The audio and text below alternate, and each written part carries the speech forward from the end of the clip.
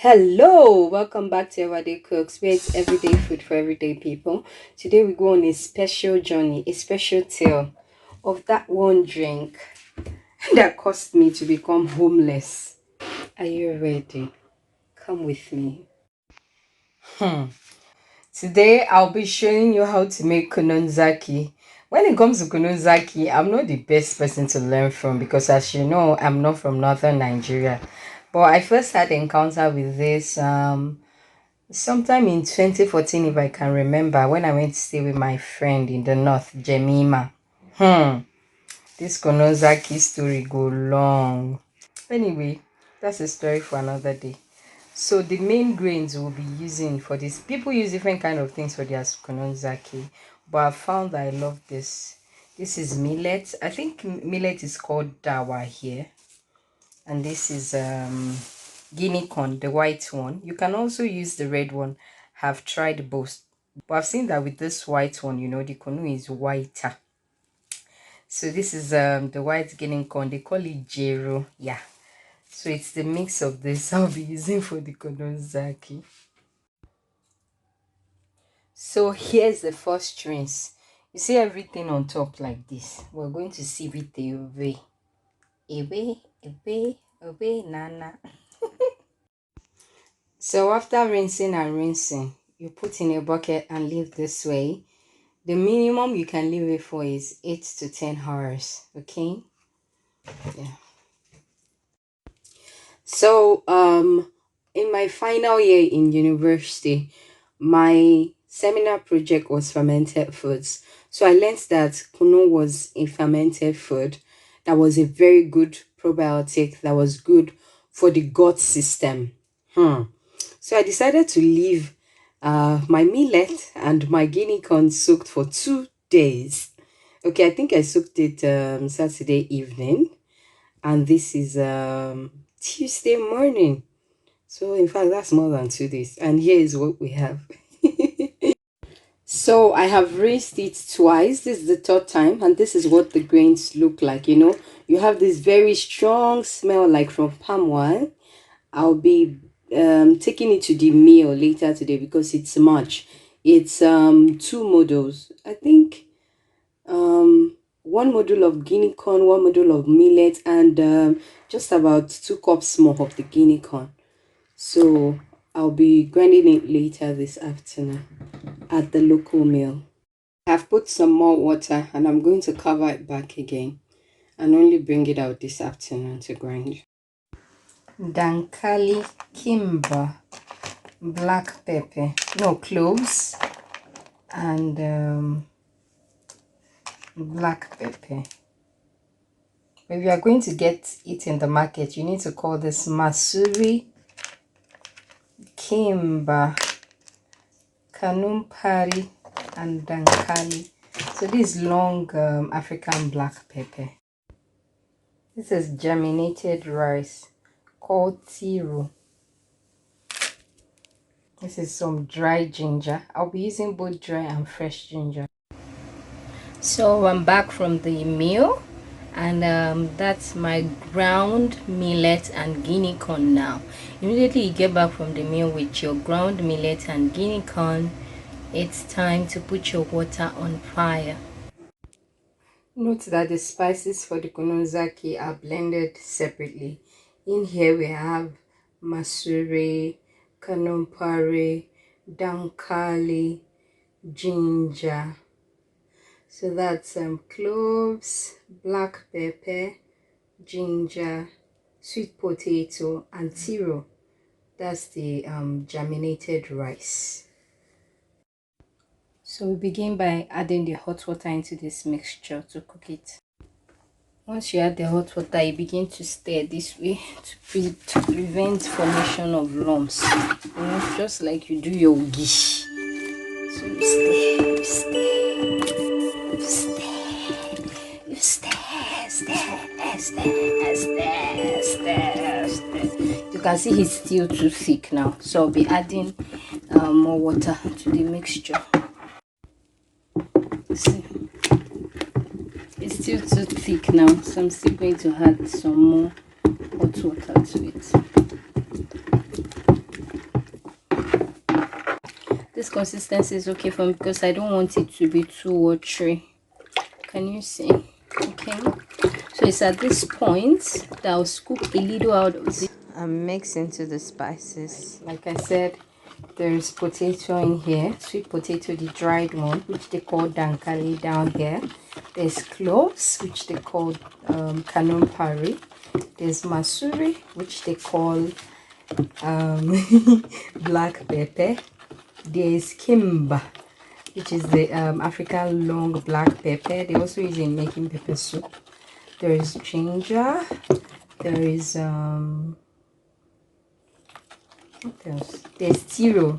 That's the germinated rice. So that's all we have here. So I have to stir it all together because you know it has separated from the meal. So now I'll be scooping out a portion of that kunu I've made. This one into this one. Oh, pardon my language. It's not yet kunu. It's still millet and guinea corn now. So I'm taking a big bowl from it. So can you see what we have now? I'm going to take just a little more from it to mix into this. So I'm done with the mixing. It's at this point I'll set the two out aside and allow them to cool down. So this is what it looks like now. So it's at this point I'll be mixing the two. So it's from now you can begin to call this Kunun-zaki. Although it will be left overnight. It's after then it is usually sieved. So this is the next morning and this is what the Kunun-zaki looks like. So I took out all of that foaming substance that is a result of fermentation, and after that I stirred it. So now I'll be sieving it. First I'll use this sieve before I'll finally use the cheesecloth. This cheesecloth.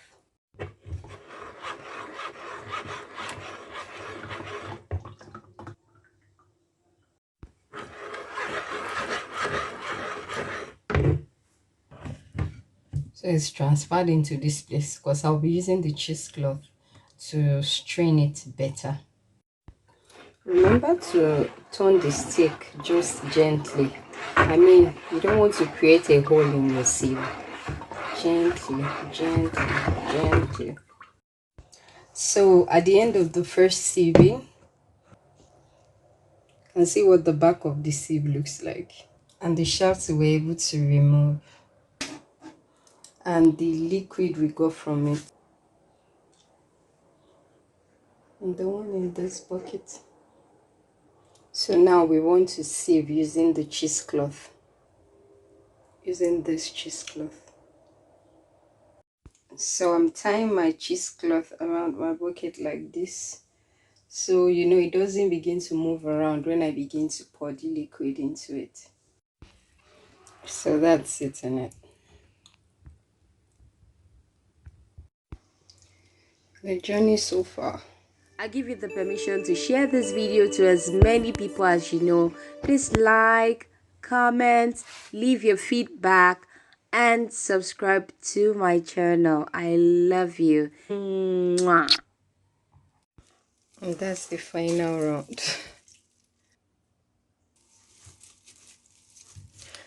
Now you see how kunu is made. Yes, they have to squeeze it through this cloth to get out all of that milk. And this is just two models, one of guinea corn, one of millet, which is just about 1,001. And look how of the kunu we have from it in this big bucket. So now you know why Kunun-zaki is cheaper than kunu aya.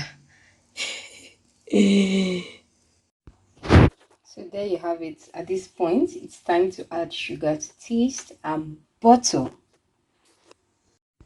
So in here we have dawa jero, that's millet, guinea corn. We have spices, cloves, black pepper, African long black pepper. Then we have the sweet potato and the ginger. kanumpari, masuri, ginger, kimber. Yeah, those are the spices in the Kunun-zaki. I think my observation from this particular Kunun-zaki is that because I left it to ferment for longer without changing the water, it's naturally sweeter, even without sugar. Like, it's really sweet. This is my own experiment, and I think I like the result. Un, deux, trois, quatre, cinq, six, sept, huit, neuf, dix, onze, douze, treize, 14. 14 bottles. 1, 2, 3, 4, 5, 6, 7, 8, 9, 10, 11, 12, 13, 14, 15. Oh, cans. 15 bottles. For everyone watching this, I want to say a prayer for you. First, I want to tell you that anyone who oppresses you, or who oppresses you because they are envious of you, they only end up making you stronger. I want to tell you today that no matter the lack you're facing right now, and those who are accommodating you are oppressing you, I want to tell you that a day will come where you will have, and you will have in abundance, where you will have your own space and you can do whatever you like, where no one will tell you, how can you make all of this and fill the whole fridge with this? If everybody in this house keeps doing this, how will we have space in the fridge? And if you reply like, but there's still space in the other two freezers, and they're like, no, I'm intentionally creating. Let's forget story, Jerry. Today is not the day for that story. So anyway, this is your Kunun-zaki. Let me turn off the lights so you see how it looks. Can you see?